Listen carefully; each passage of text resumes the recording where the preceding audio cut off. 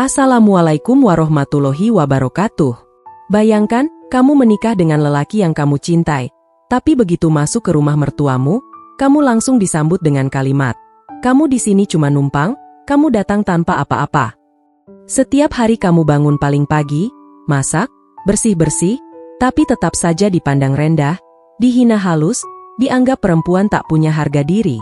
Sampai suatu hari, ketika perusahaan keluarga suamimu hampir bangkrut, mereka menunggu investor misterius yang akan menyelamatkan semuanya. Pintu ruang rapat terbuka, dan sosok itu melangkah masuk. Semua menatap tak percaya ketika melihat siapa yang datang. Ternyata, sahabatku semua, sebelum kita mulai cerita hari ini, silakan tuliskan di kolom komentar, kalian menonton dari kota mana? Semoga setiap yang menekan tombol subscribe di channel ini, Allah mudahkan langkahnya, lapangkan rezekinya, sehatkan tubuhnya, dan kabulkan segala hajat dunia akhirat. Amin ya rabbal alamin. Sekarang mari kita mulai ceritanya. Namaku Putri. Saat itu aku berdiri di depan gerbang rumah besar keluarga Raka dengan tangan dingin dan kaki gemetar. Di balik pagar besi yang tinggi, aku melihat halaman luas, mobil keluarganya berderet rapi, dan kaca-kaca besar yang memantulkan bayangan wajahku sendiri. "Kamu siap?" tanya Raka pelan sambil menggenggam tanganku. Genggamannya hangat, tapi aku bisa merasakan ia juga gugup. "Insya Allah siap," jawabku, meski suaraku terdengar lebih seperti bisikan daripada jawaban. Raka tersenyum kecil. "Ingat, apapun yang mereka bilang, kamu tetap istriku. Kamu pulang ke rumahku, bukan ke rumah orang asing." Kata-kata itu seharusnya menenangkan, tapi begitu pagar terbuka dan kami melangkah masuk, udara terasa berbeda. Dingin, berat. Di teras, ibu mertua sudah menunggu, Bu Ratna dengan gaun rapi dan wajah yang tidak menunjukkan senyum. Di sampingnya berdiri ayah mertua, Pak Danu, dengan tangan terlipat di dada. Begitu kami mendekat, aku menunduk sopan. "Assalamualaikum, Bu, Pak," sapaku. "Waalaikumsalam," jawab Pak Danu singkat. Ibu mertua hanya mengangguk kecil, lalu matanya menyapu dari ujung kepala sampai ujung kakiku, seolah menilai barang yang baru datang. "Jadi ini istrimu?" tanya Bu Ratna pada Raka, bukan padaku. "Iya, Bu, ini Putri," jawab Raka sambil menggenggam tanganku lebih erat. Namanya sudah sering Raka sebut. Bu Ratna menyandarkan punggung, menghela napas dengan nada yang tidak tersembunyi.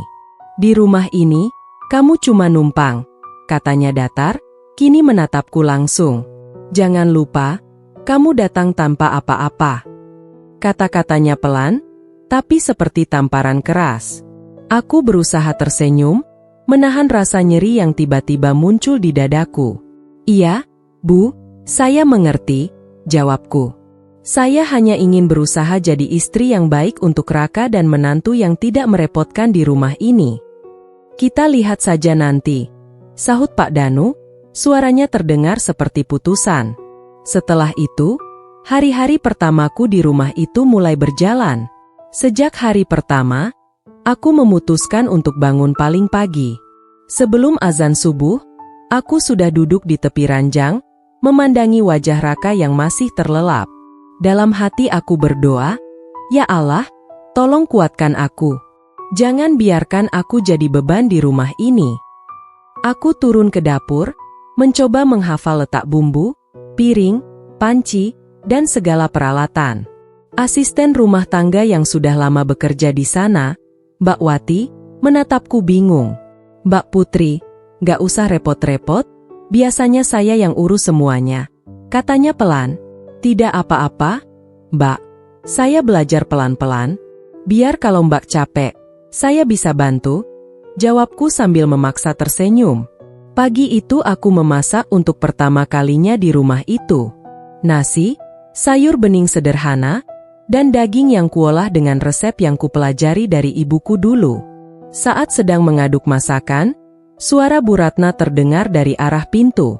"Dagingnya jangan kebanyakan, Putri. Itu mahal." Aku terkejut, hampir menjatuhkan sendok kayu di tanganku. "Iya, Bu, maaf, saya kira cukup untuk seisi rumah. Jawabku gugup. Ya cukup, sahutnya dingin, tapi kamu kan belum pernah beli daging sendiri di rumah ini, jadi jangan boros. Hatiku tercekat. Aku mengangguk pelan, menahan diri untuk tidak menunjukkan wajah kecewa. Baik, Bu, lain kali saya lebih hati-hati. Saat makan pagi, semua duduk di meja makan besar. Piring porselen tersusun rapi, sendok garpu berkilat, dan aku duduk di sebelah Raka, mencoba tampak santai. Bu Ratna mengambil 1 sendok lauk, mencicipinya. Masakannya enak, katanya pelan. Sekilas aku ingin tersenyum lega, tapi kalimat berikutnya menghapus semua rasa lega itu. Mungkin karena semua bahannya dari uang kami. Ruangan mendadak terasa lebih sempit. Aku menunduk, menatap jemariku sendiri yang saling meremas di pangkuan. Raka melirikku, matanya menunjukkan rasa tidak nyaman. Bu, Putri sudah masak dari subuh. Katanya pelan. Mas bersyukur. Bu, ada yang bantu urus rumah. Ibu tidak bilang tidak bersyukur, sahut Bu Ratna. Ibu hanya mengingatkan. Biar istrimu tahu diri dan ingat posisi.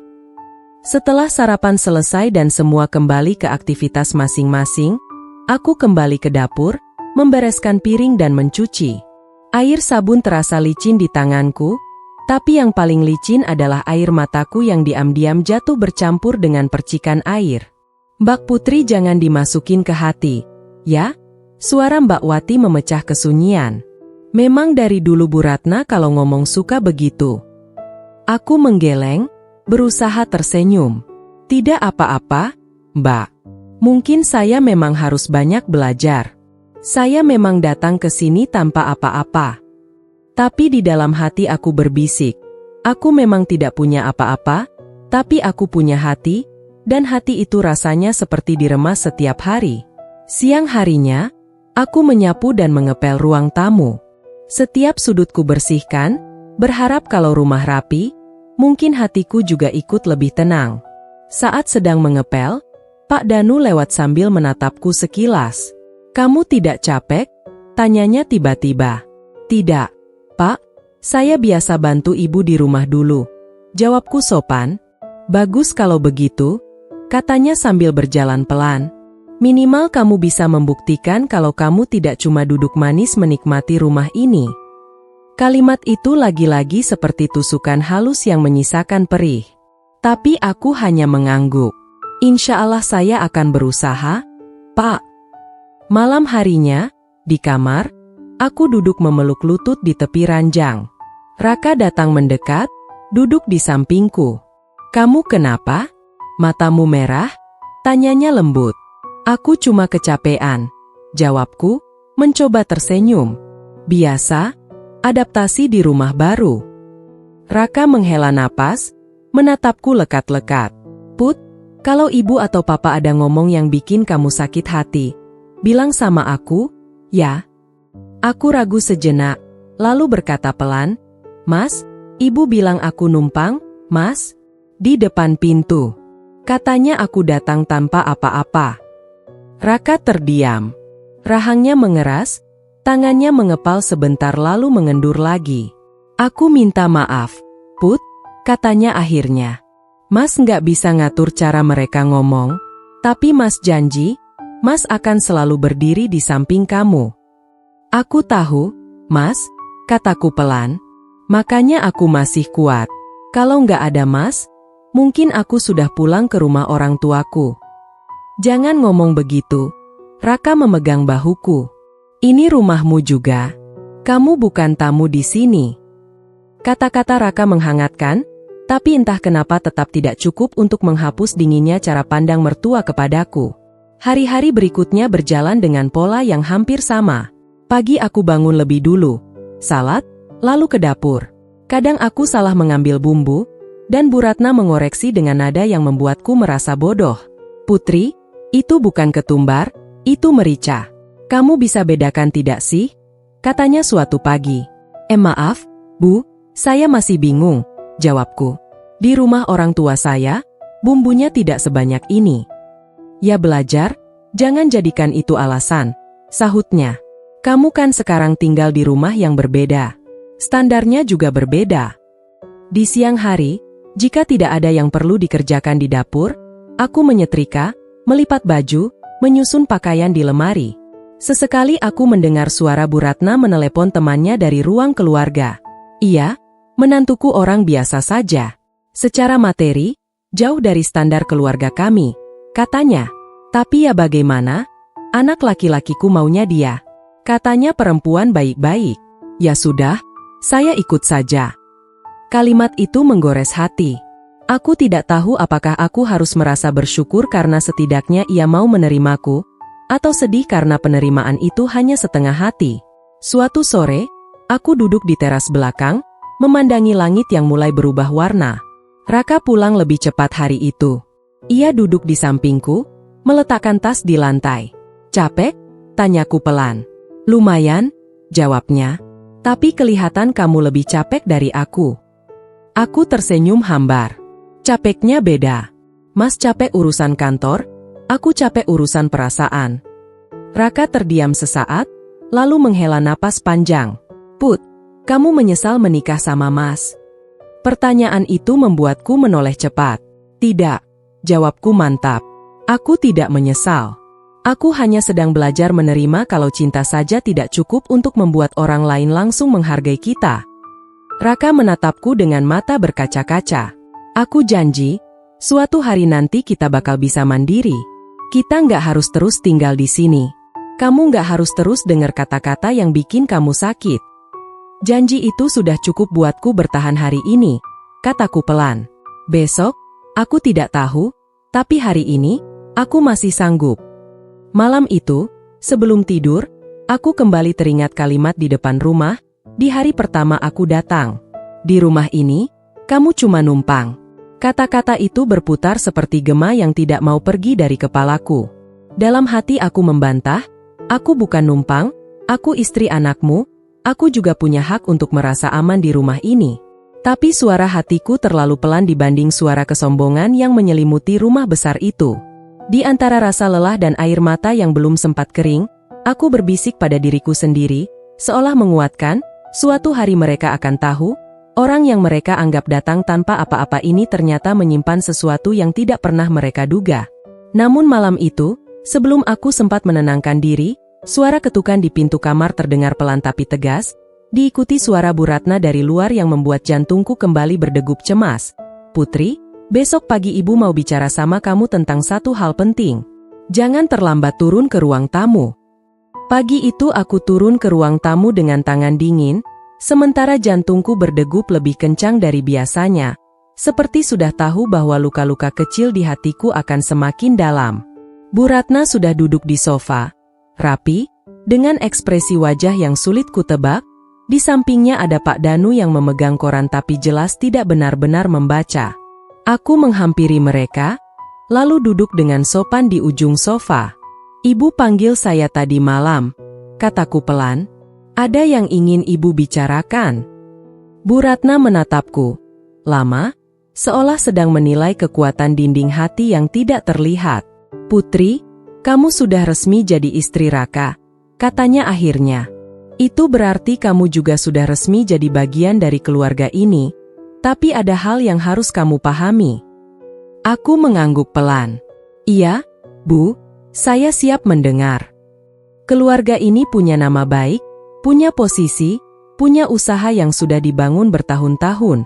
Lanjutnya, kamu datang dari keluarga biasa, itu bukan salahmu, tapi jangan sampai latar belakangmu menyeret Raka turun.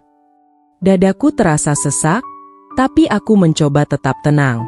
Insya Allah, Bu, saya akan berusaha sebaik mungkin supaya bisa mendukung Raka, bukan menyusahkannya. Bagus kalau kamu mengerti, sahut Pak Danu tanpa menatapku. Dan kalau ada acara keluarga, pertemuan bisnis, atau tamu penting datang, kamu cukup ikut saja, duduk rapi, jangan banyak bicara. Biar kami yang menjelaskan, kamu tidak perlu memaksakan diri terlibat pembicaraan yang kamu belum tentu pahami. Kalimat itu halus, tapi jelas membuatku merasa seperti pajangan. Baik, Pak. Jawabku, walau dalam hati aku bertanya, apakah setidak-tidaknya mereka bisa percaya bahwa aku punya otak untuk sekadar diajak bicara. Sejak saat itu, setiap ada acara keluarga, aku benar-benar merasa seperti pajangan yang boleh dilihat, tapi boleh juga diremehkan kapan saja. Suatu sore, rumah penuh orang, keluarga besar berkumpul untuk merayakan ulang tahun pernikahan Bu Ratna dan Pak Danu. Ruang tamu dipenuhi suara tawa, piring-piring beradu, gelas yang diletakkan, dan percakapan tentang bisnis, liburan, dan hal-hal yang membuatku merasa semakin kecil. Aku duduk di kursi paling pinggir, dekat dengan meja kecil tempat kue-kue disusun. Gaunku rapi, jilbabku sudah kubetulkan berkali-kali, tetapi rasa tidak nyaman itu tetap saja ada. Tiba-tiba Bu Ratna memanggil, "Sini, Putri, Ibu kenalin ke teman-teman." Aku berdiri, berusaha tersenyum, lalu berjalan mendekat. Di hadapan Bu Ratna berdiri beberapa perempuan rapi dengan tas mewah menggantung di lengan mereka. Aroma parfum mahal memenuhi udara. "Inilah Putri, istrinya Raka," kata Bu Ratna sambil melirik ke arahku. Orangnya sederhana sekali, biasa saja. Tapi ya, Raka sudah terlanjur sayang. Tamu-tamu itu tertawa kecil. Ada yang tersenyum sopan, ada yang hanya mengangguk tanpa benar-benar melihat wajahku. Aku ikut tersenyum, mengangguk, mengucap salam, tetapi di dada rasanya seperti ditusuk pelan-pelan. Salah satu dari mereka bertanya, "Kerja di mana, Putri?" Aku membuka mulut, hendak menjawab, tapi Bu Ratna sudah menyela terlebih dahulu. "Dulu kerja sebentar, sekarang fokus di rumah saja," katanya. "Biar Raka yang urus usaha, Putri yang urus dapur." Mereka mengangguk, seolah pembagian tugas itu adalah hal yang sangat wajar. Padahal aku tahu caranya menjawab membuatku tampak seperti seseorang yang hanya tahu dapur dan kasur. Seusai perkenalan itu, aku kembali duduk di kursi pinggir. Dari tempatku, aku bisa mendengar obrolan mereka yang kadang menyelipkan namaku seperti selingan, bukan sebagai bagian utuh dari pembicaraan. "Raka itu naiknya cepat ya, bisnisnya luar biasa," kata salah satu sepupu jauhnya. "Iya, makanya banyak yang mau," sahut yang lain sambil tertawa, "tapi akhirnya pilihannya jatuh ke Putri yang sederhana ini." "Ya sudah jodohnya begitu," suara lain menimpali. "Lagi pula, kalau laki-lakinya mapan, perempuan mana saja juga mau." Aku memegang ujung rokku erat-erat, menahan diri untuk tidak berdiri dan pergi ke kamar. Aku takut kalau aku berdiri, mereka akan tahu bahwa aku mendengar semua itu, dan aku tidak ingin mereka melihat air mataku jatuh di tengah-tengah tawa mereka. Hal yang paling menyakitkan bukan hanya kalimat mereka, tapi betapa entengnya mereka mengucapkannya. Seolah aku bukan manusia yang punya hati, hanya figur yang bisa mereka nilai dari luar. Padahal sebelum bisnis keluarga Raka sukses seperti sekarang, kami pernah sama-sama hidup sederhana. Aku masih ingat saat kami naik motor tua Raka, kehujanan di tengah jalan karena jas hujan sobek. Lalu tertawa berdua di bawah atap warung kecil sambil menunggu hujan reda. Aku masih ingat ketika kami makan hanya pakai nasi dan telur ceplok, dengan sambal buatan ibuku yang pedasnya keterlaluan, tapi kami tetap lahap dan saling menyuapi. Tapi semua itu hilang di mata keluarganya setelah uang datang. Yang mereka lihat hanya Raka si pengusaha muda dan Putri si perempuan biasa yang beruntung menempel di hidupnya. Suatu siang, setelah acara keluarga yang melelahkan, aku sedang membereskan meja makan. Piring-piring kususun, sendok garpu kukumpulkan, gelas-gelas kupisahkan. Di antara suara piring yang beradu pelan, aku mendengar suara bisik-bisik dari dekat pintu. Pantasan dia mau sama Raka. Suara perempuan muda yang kukenal sebagai sepupu Raka terdengar jelas. "Raka kan kaya. Siapa sih yang nolak?" "Iya, dari penampilan saja kelihatan kalau beda kelas," jawab yang lain. "Tapi ya sudahlah, yang penting kan Raka bahagia," katanya. Mereka tertawa pelan, lalu berjalan menjauh tanpa menyadari bahwa aku mendengar setiap kata. Tanganku berhenti di atas piring yang sedang kupegang. Aku membeku. Rasanya darahku berhenti mengalir sesaat. Jadi sesederhana itu mereka memandangku, hanya sebagai perempuan yang beruntung karena bisa menikah dengan laki-laki kaya. Semua cerita hujan, tawa sederhana, salat berjamaah di musala kecil dekat rumah orang tuaku, semua perjuangan Raka dari bawah, hilang begitu saja di kepala mereka. Malamnya, aku terbaring di kasur dengan mata yang panas. Raka datang, duduk di sampingku, lalu mengusap rambutku. "Kamu kenapa? Dari tadi diam saja?" tanyanya. "Mas, suaraku hampir tidak keluar. Aku capek." Raka terdiam sejenak, tangannya berhenti mengusap. "Capek kenapa?" Aku menghela napas panjang. "Capek dengar orang ngomong seolah aku ini cuma numpang di hidup kamu. Capek dengar mereka bilang aku biasa saja. Aku nggak pantas, aku cuma perempuan yang beruntung karena kamu kaya." Raka menghela napas, lalu berbaring miring menghadapku. "Sabar ya, Put," katanya pelan. "Mas janji, suatu hari kita bakal pindah dari sini. Hidup mandiri. Kita tidak perlu lagi tinggal serumah dengan papa dan ibu kalau itu bikin kamu sedih." Aku menatapnya dengan mata berkaca-kaca. "Kalau janji itu tidak sempat kesampaian bagaimana, Mas?" tanyaku pelan. "Kalau sesuatu terjadi, dan kita nggak sempat keluar dari rumah ini, nggak sempat buktiin apapun ke mereka." Raka terdiam. Wajahnya mengeras sesaat, lalu melembut lagi. "Kamu bicara apa sih?" tanyanya. "Jangan ngomong yang aneh-aneh." "Aku cuma takut, Mas," kataku jujur. "Takut kalau setiap hari aku kumpulkan luka-luka kecil ini, suatu saat aku meledak, terus mereka bilang aku tidak tahu diri. Takut kalau aku nggak kuat, terus kamu bingung harus berdiri di pihak siapa." "Hei," Raka mendekat, menarikku ke dalam pelukannya. "Kamu nggak sendirian. Mas ada. Kamu mau marah, nangis, teriak, lakukan di depan Mas, bukan di depan mereka. Biar Mas yang hadapin kalau mereka kebangetan." "Tapi Mas selalu diam," sahutku lirih. "Setiap mereka ngomongin aku, kamu cuma bisa bilang sabar. Aku tahu kamu di tengah-tengah, Mas, tapi kadang aku ingin kamu berdiri lebih dekat ke aku." Raka memejamkan mata sebentar, lalu berbisik, "Kamu benar. Mas memang sering kalah berani kalau sudah berhadapan sama papa dan ibu. Mas masih kebiasaan jadi anak yang penurut. Tapi Mas akan belajar, Put. Demi kamu, Mas akan belajar." Aku hanya mengangguk di dalam pelukannya.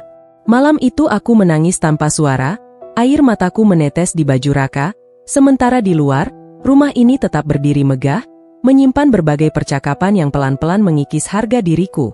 Sejak malam itu, luka-luka kecil itu seperti semakin sering datang. Kadang bentuknya cuma komentar ringan, tapi ujungnya selalu menyentuh rasa rendah diri yang belum sempat sembuh. Suatu hari, saat keluarga besar berkumpul lagi, mereka membahas rencana liburan bersama. "Kita ke luar negeri, bagaimana?" kata salah satu saudara. "Sekalian foto keluarga, bagus tuh buat diunggah." "Setuju," sahut yang lain. "Raka pasti bisa atur semuanya.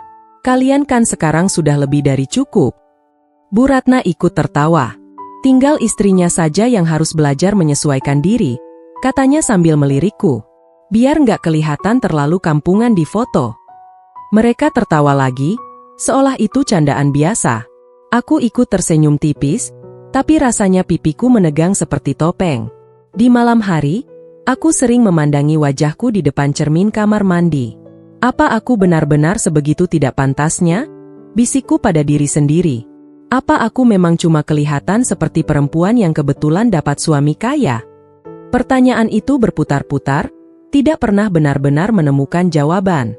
Yang ada hanya rasa kecil, rasa tidak cukup, dan rasa asing di rumah yang seharusnya menjadi tempatku pulang. Namun di antara semua ketakutan dan tangis dalam diam itu, aku masih berdoa. Setiap selesai salat, aku menengadahkan tangan, berbisik, "Ya Allah, kalau aku salah, tolong perbaiki. Kalau aku lemah, tolong kuatkan. Kalau mereka benar tentang aku, tolong jadikan aku lebih baik. Tapi kalau mereka zalim sama perasaanku, tolong bela aku dengan cara MU sendiri." Tidak ada yang tahu, Doa siapa yang akhirnya naik ke langit lebih dulu? Doaku yang meminta kekuatan atau doa orang lain yang meminta kelapangan rezeki dan keberhasilan bisnis? Tapi keduanya ternyata bertemu di satu titik, dan jawabannya datang dengan cara yang begitu menyakitkan. Diawali oleh satu panggilan telepon di ruang keluarga yang membuat wajah Raka mendadak pucat. Sementara aku berdiri di ambang pintu, menggenggam dadaku yang tiba-tiba berdegup tak karuan. Telepon yang tadinya kupikir hanya urusan kantor biasa, ternyata menjadi awal dari semua keguncangan yang menyeret bukan hanya perusahaan, tapi juga rumah ini, dan hatiku sendiri. Siang itu aku sedang di dapur, menyiapkan minuman untuk tamu klien yang baru saja pergi. Gelas sudah kususun di nampan, tinggal kubawa ke ruang tamu untuk dibereskan. Dari jauh, aku sudah mendengar suara Pak Danu yang meninggi, bercampur nada tidak percaya. Tidak mungkin segitu besar ruginya. Suaranya terdengar jelas. Kalian pasti salah hitung. Lalu terdengar jeda, hanya suara napas berat dan langkah mondar-mandir di atas lantai marmer. Aku melangkah pelan, membawa nampan, dan saat itulah aku melihat Raka berdiri di dekat rak televisi, memegang ponsel di telinga dengan wajah yang pucat pasi. Iya, Pak, saya mengerti. Suara Raka rendah, hampir berbisik. Kami akan atur ulang. Tolong beri kami waktu. Ia menutup telepon dengan tangan yang sedikit bergetar. Ponsel itu ia letakkan di meja seperti benda yang tiba-tiba berat. Ada apa, Mas? Tanyaku pelan dari ambang pintu. Raka menoleh sebentar, lalu memaksakan senyum yang bahkan tidak sampai ke matanya. Tidak apa-apa, Put. Urusan kantor. Tapi sebelum aku sempat maju mendekat, Pak Danu meledak lagi. Kantor apaan yang bilang tidak apa-apa? Raka? Suaranya menggelegar. Kamu tahu tidak, kalau ini tidak segera diatasi, kita bisa bangkrut. Aku berdiri canggung dengan nampan di tangan. Bu Ratna duduk di sofa, wajahnya tegang, matanya merah seperti habis menangis. Bank sudah menolak restrukturisasi, Raka, kata Pak Danu dengan suara bergetar. Kreditur lama juga sudah tidak mau perpanjang. Investor lama pada mundur. Kamu masih bisa bilang biasa saja. Raka menghela napas panjang, lalu duduk. Masalahnya tidak sesederhana itu, Pak, katanya pelan. Pasar jatuh, investasi salah langkah, beberapa proyek gagal bayar. Kita memang salah, tapi bukan cuma kita yang rugi sekarang. Bu Ratna memegang keningnya. Terus kita harus bagaimana? Gumamnya. Selama ini kita hidup dari usaha ini, Raka. Kamu mau bilang ke ibu kalau semua yang sudah papa dan ibu bangun bertahun-tahun bisa hilang begitu saja? Aku maju pelan, menaruh nampan di meja kecil, lalu berbisik. Permisi, saya bereskan dulu yang di sini. Tidak ada yang menanggapi, tapi aku tahu kehadiranku terdengar. Setelah itu, hari-hari di rumah ini seolah berganti warna. Rumah yang dulu penuh suara tawa sombong dan obrolan tentang rencana bisnis besar, mendadak dipenuhi bisikan panik, telepon yang berdering tanpa henti, dan wajah-wajah tegang yang hampir tidak lagi punya tenaga untuk tersenyum. Hampir setiap malam ada rapat keluarga di ruang tamu. Kadang dengan pengacara, kadang dengan konsultan, kadang hanya mereka bertiga, Pak Danu, Bu Ratna, dan Raka. Aku sering hanya lewat sambil membawa teh atau kopi, tapi suara mereka sulit diabaikan. Kita bisa bangkrut kalau ini tidak segera diatasi. Suara Pak Danu terdengar berulang-ulang seperti kaset rusak. Kita bukan hanya bicara soal perusahaan, tapi juga gaji karyawan, cicilan, aset, semua. Bank sudah menolak, lapor Raka pada suatu malam. Mereka bilang risiko terlalu besar. Investor lama juga tidak mau tambah modal, mereka lebih memilih menarik sebagian dananya sebelum terlambat. Bu Ratna menggigit bibir, menahan tangis. Jadi selama ini kita terlalu percaya sama orang lain, katanya pelan. Terlalu percaya sama janji keuntungan. Bukan begitu, Bu, Raka mencoba menjelaskan. Keputusan ini sudah dihitung. Hanya saja kondisi pasar berubah tiba-tiba.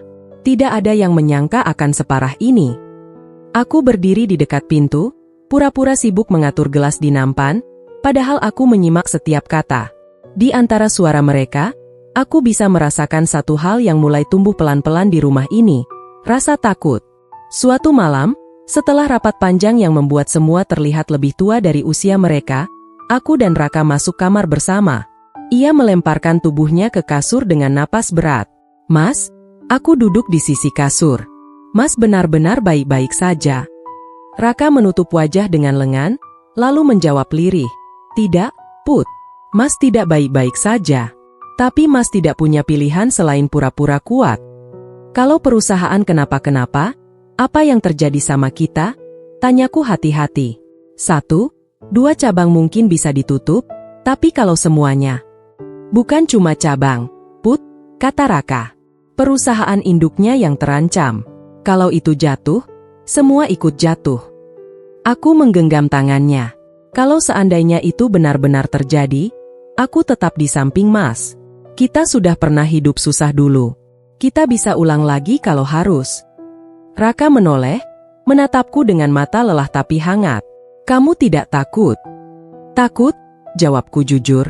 Tapi lebih takut kehilangan kamu daripada kehilangan harta. Kata-kataku membuatnya tercenung.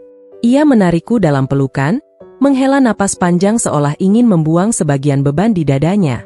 Terima kasih, Put, bisiknya. Kalau tidak ada kamu, Mas mungkin sudah gila. Namun ternyata, dunia seolah belum cukup menguji kami. Di tengah kekacauan itu, musibah lain datang seperti badai kedua yang menghantam kapal yang sudah retak. Hari itu Raka harus pergi menemui seseorang yang katanya bisa membantu urusan keuangan. Pagi-pagi sekali ia sudah rapi, dengan wajah letih tapi tetap memaksakan senyum untukku. Mas berangkat dulu, ya? Katanya sambil merapikan kerah kemejanya. Doain Mas, semoga ketemu orang yang tepat. Insya Allah, jawabku. Hati-hati di jalan. Kalau sudah sampai, kabari aku. Iya, Bu Putri, godanya, mencoba mencairkan suasana. Aku hanya menggeleng pelan, tersenyum kecil. Serius, Mas? Jangan ngebut. Jalan pelan saja. Siap, istriku yang cerewet demi kebaikan, katanya sambil mencium keningku. Itulah terakhir kali aku melihatnya dalam keadaan sadar. Sekitar beberapa jam kemudian, saat aku sedang menyetrika baju di kamar, ponselku bergetar. Nomor yang tidak kukenal muncul di layar. Halo, dengan Ibu Putri, istri dari Bapak Raka? Suara di seberang terdengar formal. Iya, betul. Ini dengan siapa? Tanyaku. Kami dari rumah sakit. Kalimat berikutnya seperti lenyap setengahnya di telingaku. Kata, kecelakaan, ditabrak dari samping, dan kondisinya kritis, menonjol seperti huruf besar yang menyala. Netraku kabur, tangan yang memegang ponsel gemetar hebat. Saya kesana sekarang, itu saja yang bisa keluar dari mulutku. Di rumah sakit, bau obat dan bunyi alat medis menyambutku. Aku berlari kecil menyusuri koridor, didampingi perawat yang tadi menelepon. Di depan sebuah ruang gawat darurat, dokter keluar dengan wajah serius. Ibu keluarga pasien Raka. Saya istrinya, jawabku terbata. Bagaimana, Dok? Dokter menarik napas pelan. Keadaannya kritis. Benturan cukup keras di bagian kepala dan dada. Kami sudah melakukan tindakan awal, tapi ia masih belum sadar. Ia butuh perawatan intensif. Biaya akan cukup besar, mengingat kemungkinan ia perlu dirawat di ruang intensif beberapa waktu. Kata, biaya, dan besar, berputar bersamaan dengan kata, kritik, di kepalaku. Dunia seolah berputar lebih cepat. Aku hampir roboh kalau tidak segera berpegangan pada dinding.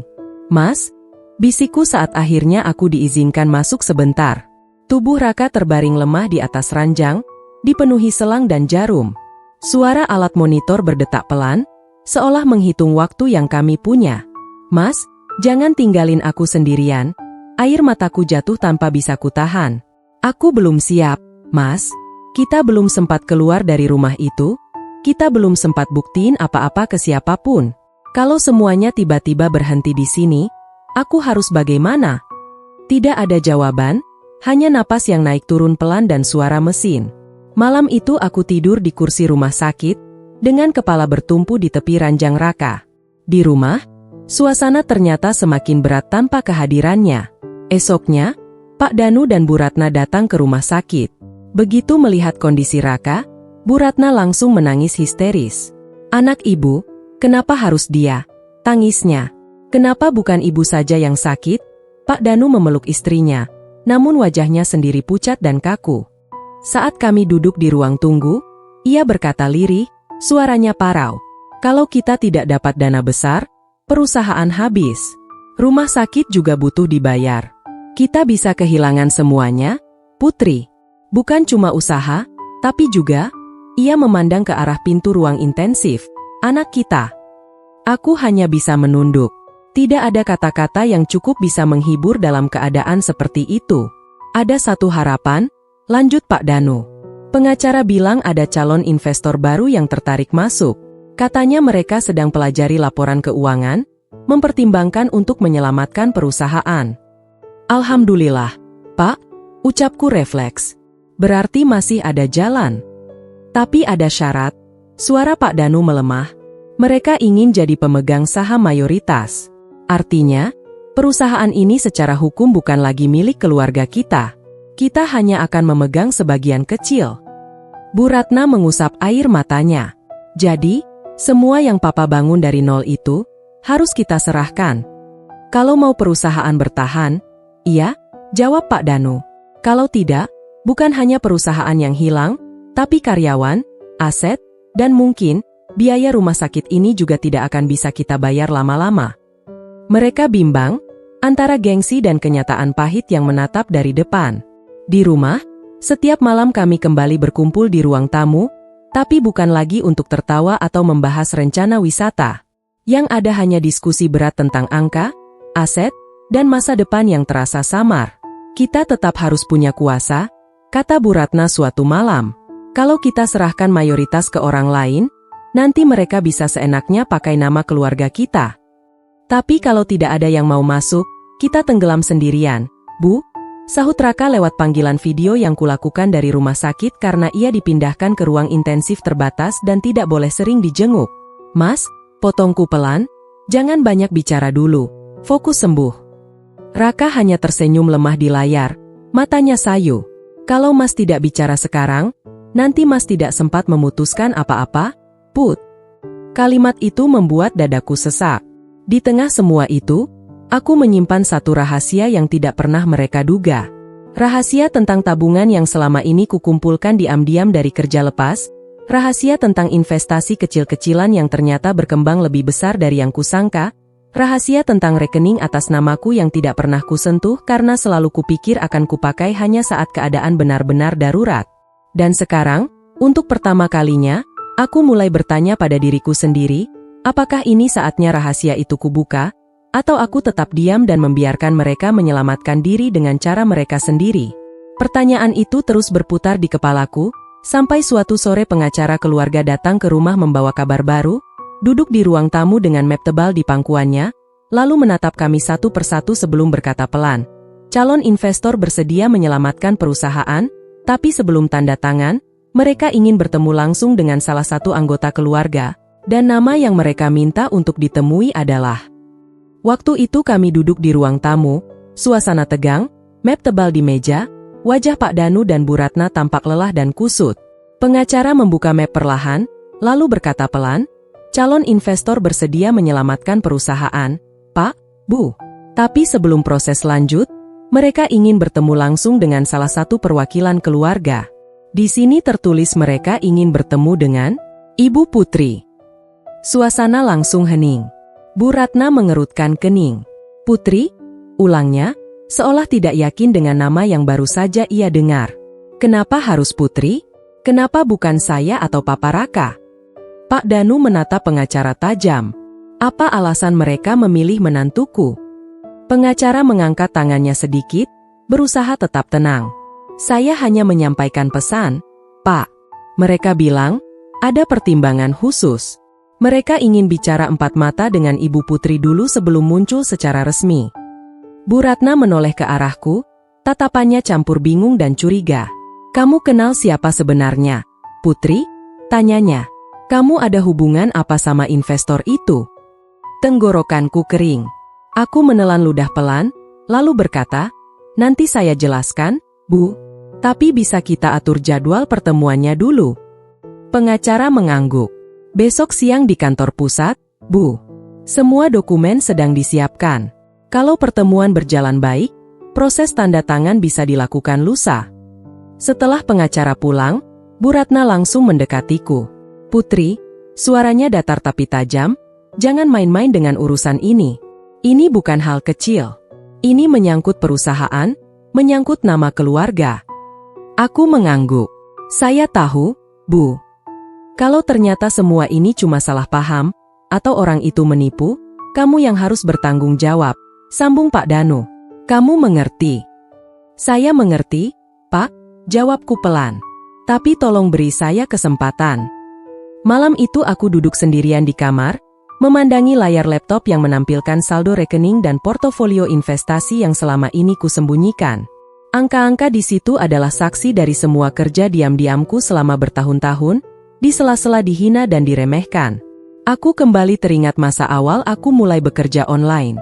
Waktu itu, saat Bu Ratna sibuk dengan arisan dan acara keluarga, dan Raka masih sering pulang larut, aku duduk di pojok kamar dengan laptop butut yang kubawa dari rumah orang tuaku. Aku menerima pekerjaan menulis artikel, desain sederhana, mengurus media sosial kecil-kecilan. Honornya tidak seberapa, tapi cukup untuk sekadar ku bilang pada diriku sendiri, aku juga bisa menghasilkan sesuatu. Suatu malam, Raka masuk kamar dan mendapati aku masih mengetik. "Kamu belum tidur, Put?" tanyanya. "Ini sudah lewat tengah malam." Aku tersenyum tanpa menoleh. "Dikit lagi selesai. Ini artikel terakhir." "Lumayan, Mas, nanti bisa nambah tabungan." Raka duduk di sampingku, menatap layar.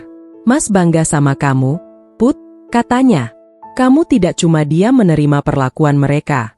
Kamu berusaha berdiri dengan kakimu sendiri." "Aku tidak mau dianggap numpang, Mas," sahutku. "Kalau suatu hari aku bisa bantu kamu, aku ingin bantu dari sesuatu yang benar-benar dari usahaku sendiri. Tapi jangan kasih tahu mereka dulu, ya?" lanjut Raka dengan senyum miring. "Mereka tidak akan lihat ini sebagai usaha. Mereka cuma akan lihat uangmu. Nanti mereka pakai namamu sebagai tameng kalau butuh, tapi tetap merendahkan kamu di belakang." Aku tertawa kecil waktu itu. "Iya, aku tahu. Makanya ini rahasia kita berdua." Tahun demi tahun berjalan, pekerjaanku berkembang. Dari hanya menulis, aku belajar desain, belajar manajemen konten, sampai akhirnya ada beberapa klien luar negeri yang rutin mempekerjakanku. Honornya kutabung, lalu pelan-pelan kupindahkan ke investasi yang kupelajari dari kelas daring murah, video-video edukasi, dan buku-buku bekas yang kubeli diam-diam. Tidak ada yang tahu. Tidak Bu Ratna, tidak Pak Danu, tidak keluarga besar yang sering menyebutku perempuan biasa. Hanya aku dan Raka. Sampai pada titik ketika saldo itu bertambah besar, cukup besar untuk kulirik dengan takut dan kagum sekaligus. "Mas," suatu malam aku menunjukkan laporan singkat ke Raka. "Menurut Mas, ini sudah termasuk besar belum?" Raka membaca sekilas, kemudian menoleh dengan mata membesar. "Ini, kamu kumpulin sendiri?" tanyanya. "Iya," jawabku ragu. "Dari dulu. Sedikit demi sedikit. Memang belum seberapa dibanding perusahaan Papa. Tapi, Put," potong Raka, suaranya pelan tapi tegas, "ini bukan sedikit. Dan yang bikin ini berharga bukan cuma jumlahnya, tapi cara kamu kumpulin. Mas benar-benar bangga sama kamu." Aku hanya tersenyum malu. Tak kusangka, uang yang kusebut tabungan pelan-pelan itu kelak akan menjadi tumpuan ketika perusahaan yang besar itu hampir runtuh. Dan lebih tidak kusangka lagi, calon investor yang ingin membeli saham mayoritas dan menyelamatkan perusahaan itu, ternyata aku sendiri. Keesokan harinya, sebelum berangkat ke kantor pusat untuk pertemuan, aku sempat mampir ke rumah sakit. Aku berdiri di samping ranjang Raka, menggenggam tangannya. "Mas, hari ini aku mau ketemu pengacara dan pihak investor," bisikku. "Doain dari dalam sana, ya. Kalau semuanya lancar, perusahaan selamat, biaya rumah sakit juga aman." Tentu saja tidak ada jawaban, hanya napas pelan dan suara alat medis yang setia berbunyi. Tapi aku suka membayangkan, di balik ketidaksadarannya, Raka tetap mendengar dan mengamini. Di kantor pusat perusahaan, suasana serius. Ruang rapat besar disiapkan. Di ujung meja ada kursi-kursi yang biasanya diisi para pemegang saham dan petinggi. Kali ini, kursi itu akan menyaksikan hal yang tidak pernah dibayangkan siapapun. Pengacara berjalan di sampingku, berbisik, "Semua sudah sesuai rencana, Bu. Identitas Ibu sebagai investor baru hanya saya dan tim yang tahu. Di dokumen, kita pakai nama perusahaan investasi atas nama Ibu, bukan nama pribadi. Jadi ketika nanti Ibu bicara di depan keluarga, itu murni keputusan Ibu sendiri." Aku mengangguk, dadaku berdebar. Jadi hari ini, saya akan mengaku langsung. "Iya," jawabnya. Saat semua siap tanda tangan, saat itulah waktu yang paling tepat. Lalu tibalah hari penandatanganan itu. Semua keluarga besar hadir, wajah tegang, mata sembab, beberapa tampak kurang tidur. Di ujung meja, Pak Danu dan Bu Ratna duduk berdampingan. Ada paman dan bibi, sepupu-sepupu yang dulu sering berbisik tentang betapa beruntungnya aku bisa menikah dengan Raka yang kaya. Mereka semua menatap map-map tebal di atas meja seolah di dalamnya ada vonis hidup dan mati. Pengacara berdiri dan berkata, "Sebelum kita mulai proses tanda tangan, calon pemegang saham mayoritas ingin bertemu langsung sebagai pengenalan resmi. Mereka meminta bertemu di ruang ini, bersama keluarga." Bu Ratna merapikan kerudungnya, berbisik pada Pak Danu, "Pasti orang penting. Kita harus jaga wibawa." Pak Danu mengangguk. "Tentu. Kita boleh butuh mereka, tapi kita tetap punya harga diri." Aku duduk agak di belakang, menunduk, mencoba menyembunyikan gugup yang hampir membuat tanganku berkeringat dingin. Pintu ruang rapat kemudian diketuk dari luar. Semua kepala menoleh serentak. Pintu terbuka. Aku berdiri, lalu melangkah masuk ke tengah ruangan dengan jantung berdegup sangat kencang. Langkahku terdengar jelas di telingaku sendiri. Pak Danu memicingkan mata, seolah penglihatannya sedang mengkhianati logika. "Putri?" Suaranya pelan tapi syarat tidak percaya. Bu Ratna menatapku kaget. "Kamu ngapain di sini?" tanyanya, hampir setengah berbisik. Beberapa anggota keluarga lain saling pandang, ada yang berbisik-bisik menyebut namaku. Aku menarik kursi, lalu duduk di hadapan mereka. Tanganku kulipat di atas meja agar tidak terlihat gemetar. "Saya di sini," kataku pelan tapi berusaha tegas, "sebagai perwakilan dari pihak investor." Ruangan seketika sunyi. Hampir tidak ada suara selain dengusan napas dan detak jam dinding yang terasa mendadak sangat keras. "Maksud kamu apa?" tanya Pak Danu, suaranya meninggi. "Jangan bercanda, Putri. Ini bukan waktunya main-main." Aku menatapnya lurus. "Saya tidak bercanda, Pak," jawabku. "Investor yang akan menyelamatkan perusahaan ini, saya." Bu Ratna menutup mulut dengan tangannya, matanya membulat. "Kakakmu?" Suaranya bergetar. "Kamu punya uang sebanyak itu?" Di ujung meja, beberapa sepupu tampak sangat terkejut. Ada yang langsung menunduk, ada yang menatapku dengan wajah yang sulit diterjemahkan antara kagum dan malu. Aku tersenyum tipis. "Saya bekerja, Bu. Pelan-pelan. Bertahun-tahun. Tanpa Ibu tahu." "Tapi, bagaimana? Dari mana?" Bu Ratna gagap. "Kamu selama ini?" Aku menarik napas panjang. "Selama ini, di sela-sela saya dianggap biasa saja, saya bekerja lewat internet, menerima proyek menulis, desain, dan hal lain yang halal. Uangnya saya tabung. Lalu saya belajar investasi. Saya tidak pernah meminta sepeser pun dari keluarga. Semua ini hasil saya sendiri." Raka tahu. Kami merahasiakannya, karena kami tahu kalau kami cerita, kalian tidak akan melihat ini sebagai usaha, hanya akan melihat nominal. Pak Danu menunduk, tangannya mengepal di atas meja. "Papa terlalu bangga dengan harta yang ada di depan mata," suaranya pelan. "Sampai Papa buta melihat usaha orang lain yang tidak banyak bicara." Aku merasakan mataku mulai panas. "Sebelum saya tanda tangan," kataku, menahan getar di suara, "saya punya syarat. Bukan tentang uang, bukan tentang saham, bukan tentang rumah." Semua menunggu. Wajah-wajah yang dulu sering meremehkanku kini benar-benar menatapku, bukan lagi menembusku seolah aku tidak ada. Aku menarik napas panjang, mencoba menenangkan dada yang berdegup. "Syarat saya," suaraku melemah sebentar, lalu kembali kutegaskan, "berhenti merendahkan saya. Berhenti menyebut saya numpang, parasit, perempuan yang hanya datang karena uang. Terima saya sebagai keluarga.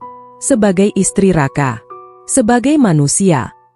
Bu Ratna meneteskan air mata.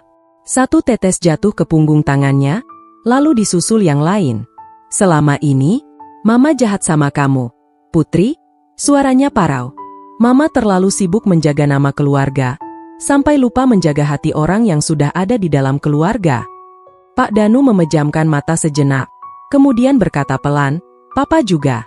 Papa terlalu bangga dengan harta, terlalu yakin Papa tahu segalanya.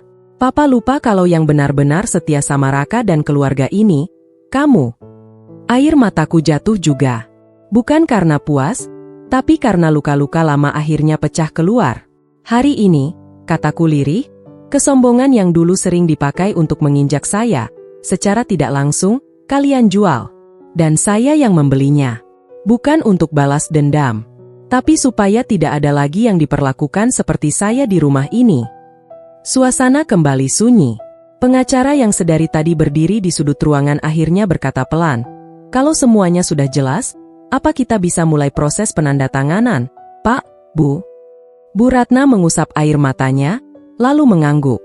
Silakan, katanya. Kalau ini jalan satu-satunya, kami terima. Dan mulai hari ini, Putri bukan lagi menantu yang kami pandang sebelah mata. Satu persatu dokumen ditandatangani. Tangan Pak Danu sempat bergetar saat menulis tanda tangan di kertas yang berarti melepaskan sebagian besar kepemilikan perusahaan, tapi ia menuntaskannya juga. Setelah semua selesai, pengacara menutup map dan berkata, mulai saat ini, perusahaan resmi mendapat pemegang saham mayoritas baru, dan dana penyelamatan akan segera dicairkan. Rumah sakit juga akan mendapat jaminan pembayaran. Perusahaan selamat. Biaya rumah sakit untuk Raka terjamin. Saat kami keluar dari ruang rapat, beberapa anggota keluarga menghampiriku. Ada yang hanya menepuk bahu pelan, ada yang minta maaf dengan suara hampir tidak terdengar. Aku hanya mengangguk, belum siap menjawab panjang. Di mobil, dalam perjalanan pulang, Bu Ratna duduk di kursi belakang bersamaku. Ia menggenggam tanganku, sesuatu yang belum pernah ia lakukan sebelumnya. Putri, suaranya pelan, maafkan Mama, ya. Kamu boleh marah, boleh benci. Tapi jangan pergi dari keluarga ini. Kamu satu-satunya harapan kami sekarang. Aku menatapnya, air mata kembali menggenang. Saya tidak mau kalian melihat saya hanya sebagai penyelamat perusahaan. Bu, jawabku pelan. Saya ingin dilihat sebagai bagian dari keluarga, dengan atau tanpa uang. Iya, Bu Ratna mengangguk, menahan tangis. Mama janji, Mama akan belajar. Untuk pertama kalinya, aku pulang ke rumah bukan sebagai penumpang, tapi sebagai seseorang yang suaranya mulai didengar. Tapi di antara semua kelegaan itu, ada satu hal yang belum selesai. Raka masih terbaring di rumah sakit, belum tahu apapun tentang semua ini. Malam itu, setelah sampai rumah dan membereskan sebentar, aku kembali ke rumah sakit membawa kabar yang ingin sekali kuceritakan padanya. Aku duduk di samping ranjang, menggenggam tangannya erat. Mas, bisikku, perusahaan sudah selamat, biaya rumah sakit aman. Dan untuk pertama kalinya, Ibu dan Papa melihat aku bukan sebagai beban. Air mataku menetes di punggung tangannya. Mas harus bangun, ya? Mas harus lihat sendiri bagaimana semuanya berubah. Saat itu, tiba-tiba monitor di samping Raka mengeluarkan bunyi berbeda, nadanya naik turun lebih cepat dari tadi. Pintu ruang intensif terbuka, dokter dan perawat masuk dengan langkah tergesa. Ibu, tolong tunggu di luar sebentar, kata salah satu perawat. Kami perlu lihat dulu kondisinya. Aku berdiri dengan kaki gemetar, mundur pelan sambil terus memandang wajah Raka yang setengah tertutup alat, dan di ambang pintu aku hanya bisa berdoa dalam hati, sambil bertanya-tanya dengan dada berdebar, apakah perubahan suara mesin itu pertanda ia akan kembali padaku, atau justru sebaliknya. Di depan pintu ruang intensif, aku mondar-mandir seperti orang kebingungan. Kakiku lemas, tapi kalau aku duduk, rasanya napasku malah semakin sesak. Ya Allah, kalau memang masih ada jatah waktu kami bersama, tolong kembalikan Raka dalam keadaan yang bisa aku peluk lagi, bisikku pelan. Pintu akhirnya terbuka, dokter keluar dengan wajah serius tapi tidak segelap sebelumnya. Ibu Putri? Tanyanya. Iya, Dok, jawabku cepat. Bagaimana Mas Raka, Dok? Dokter menarik napas pelan. Kondisinya membaik. Tadi alat hanya merespons perubahan tekanan darah, bukan henti jantung. Ini tanda bagus. Perlahan, tubuhnya mulai bereaksi. Beberapa hari ke depan, ada kemungkinan ia sadar, tapi kita tetap harus tunggu. Air mata yang sedari tadi kutahan akhirnya jatuh juga. Terima kasih, dok, ucapku lirih. Saya boleh lihat sebentar? Boleh, tapi jangan diajak bicara terlalu panjang. Ibu cukup pegang tangannya, beri sentuhan dan suara pelan. Kadang kesadaran pasien naik turun. Aku mengangguk dan melangkah masuk. Di dalam, Raka masih dengan selang dan alat di sekelilingnya, tapi entah mengapa, kali itu wajahnya tampak sedikit lebih tenang. Aku duduk, menggenggam tangannya seperti biasa. Mas, bisikku, kalau Mas bisa dengar aku, tolong jangan menyerah, ya. Perusahaan sudah selamat, biaya rumah sakit aman, dan papa sama mama sudah mulai melihat aku dengan cara yang berbeda. Tinggal Mas yang belum buka mata dan lihat semuanya. Hari-hari berikutnya berjalan pelan, tapi kali ini setiap perubahan kecil serasa hadiah. Kadang jari Raka bergerak sedikit ketika ku pegang. Kadang kelopak matanya bergetar sebentar lalu diam lagi. Setiap gerakan kecil itu kubawa ke rumah sebagai kabar baik. Bu Ratna selalu bertanya dengan mata penuh harap, "Hari ini Raka gimana, Putri?" Dan aku menjawab, "Sedikit lebih baik dari kemarin, Bu. Insya Allah pelan-pelan." Beberapa minggu kemudian, doa yang kulempar setiap malam akhirnya dijawab. Pagi itu aku datang ke rumah sakit dengan kondisi tidak terlalu fit karena kelelahan, tapi tetap memaksa tersenyum. Begitu masuk ke kamar Raka, aku melihat sesuatu yang membuat kakiku hampir berhenti melangkah. Mata itu, mata yang pernah menatapku penuh cinta di depan penghulu, kini sedang menatap ke arahku, lemah, tapi hidup. "Mas," suaraku tercekat. "Mas Raka." Raka mengerjap pelan, bibirnya bergerak. "Put," suaranya serak, nyaris hanya berupa hembusan napas. "Papa cerita, Mama juga, kamu yang nolong perusahaan." Air mataku langsung mengalir tanpa bisa kutahan. Aku mendekat, duduk di sampingnya, lalu mengelus tangannya yang terasa jauh lebih hangat dari terakhir kali ku sentuh saat ia masih tidak sadar. "Mas kan cuma lagi tidur sebentar," kataku dengan senyum yang berusaha kutahan agar tidak pecah.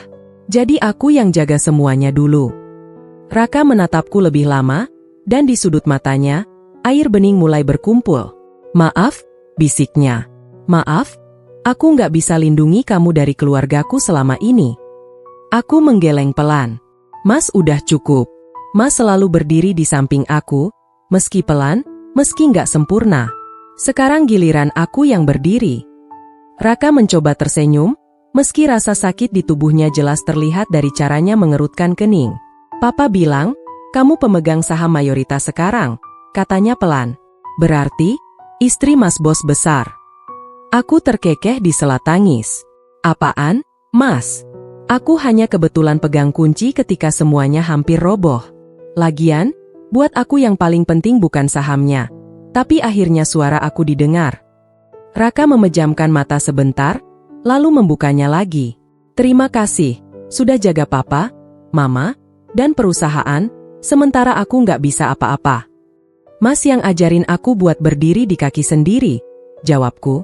"Kalau bukan karena kalimat Mas dulu, mungkin aku nggak akan berani mulai kerja dan nabung diam-diam."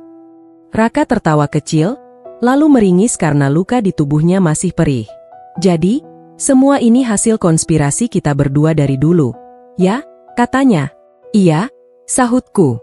"Konspirasi istri yang dianggap numpang, tapi ternyata bisa beli kesombongan satu rumah." Kami tertawa bersama, kali ini dengan rasa syukur yang menutup semua canda pahit di masa lalu. Beberapa hari setelah kondisinya stabil, Raka dipindahkan ke ruang perawatan biasa. Fisioterapis datang, perawat mondar-mandir, dan aku setia menemaninya belajar duduk, belajar menggerakkan kaki, belajar berjalan pelan-pelan di sisi ranjang. "Capek?" tanyaku suatu kali ketika ia mengusap kening yang mulai berkeringat. "Capek sedikit tidak apa-apa," jawabnya. "Yang penting aku bisa pulang." "Pulang kemana?" godaku pelan. "Ke rumah orang tuamu, atau ke rumah istrimu yang sekarang jadi pemegang saham mayoritas?" Raka melirikku, pura-pura cemburu. "Rumah pemegang saham, jelas. Biar aman kalau nanti aku dimarahi papa, masih ada penyelamatnya." Dalam lelucon sederhana itu, aku merasakan sesuatu yang dulu hilang, rasa setara. Bukan lagi aku perempuan biasa yang merasa terlalu kecil di tengah keluarga besar yang kaya dan berkuasa, tapi aku dan Raka sebagai dua orang dewasa yang sama-sama punya peran. Hari Raka diizinkan pulang adalah hari yang kurasa seperti bab baru dalam hidup kami. Di depan rumah, beberapa karyawan dan kerabat sudah menunggu, tapi tidak ada pesta besar. Hanya beberapa karangan bunga, senyum lega, dan pelukan singkat. Bu Ratna berdiri di depan pintu dengan mata sembab, kerudungnya sedikit berantakan seperti orang yang kurang tidur. Begitu kami masuk, ia langsung menghampiri. "Putri," panggilnya pelan. Aku menoleh. "Iya, Bu." Bu Ratna mendekat, suaranya bergetar. "Maafkan Mama, ya. Mama salah besar sama kamu. Kalau kamu mau marah, Mama siap menerimanya." Aku menatapnya, dada terasa penuh. Gambaran hari saat aku pertama kali datang ke rumah ini terlintas kembali. Detik ketika ia berkata aku cuma numpang, datang tanpa apa-apa. Perbedaan cara ia memanggil namaku hari ini, dengan mata berkaca-kaca dan kedua tangan yang menggenggam jemariku erat, terasa seperti jarak antara langit dan bumi. "Dulu saya datang ke rumah ini tanpa apa-apa, Bu," kataku pelan. "Saya tahu diri. Saya nggak menuntut apa-apa, cuma ingin dihargai." Bu Ratna terisak. "Mama terlalu buta sama status dan harta," ucapnya. "Mama pikir kalau Mama keras, semuanya akan tetap di atas. Ternyata, yang bikin keluarga ini bertahan justru orang yang selama ini Mama injak perasaannya." "Saya juga masih banyak kurang, Bu," jawabku. "Mungkin saya kurang tegas menjaga diri sendiri dari awal." "Tidak, Putri," potong Bu Ratna. "Kalau ada yang harus merasa malu, itu Mama. Mulai sekarang, kamu bukan lagi orang luar. Kamu anak Mama juga." Di sampingnya, Pak Danu mengangguk. "Terima kasih, Putri." Suaranya pelan tapi jelas. "Kamu bisa saja biarkan kami jatuh. Tapi kamu memilih menolong. Itu membuat Papa malu sekaligus bersyukur." Air mataku mengalir tanpa bisa kutahan. Di belakang mereka, beberapa saudara yang dulu suka meremehkan juga menunduk. Entah malu, entah menyesal, entah keduanya. Tidak ada satupun dari mereka yang berani bercanda dengan nada merendahkan seperti dulu. Raka yang masih harus dibantu berjalan tersenyum melihat itu semua. "Lihat, Put," bisiknya pelan. "Kamu datang ke rumah ini dulu tanpa apa-apa, tapi sekarang kamu pulang membawa sesuatu yang bahkan Papa dan Mama nggak punya." "Apa itu?" tanyaku pelan. "Keberanian buat tetap baik meski disakiti," jawabnya. Malam itu, setelah semua tenang, aku duduk di samping Raka di teras.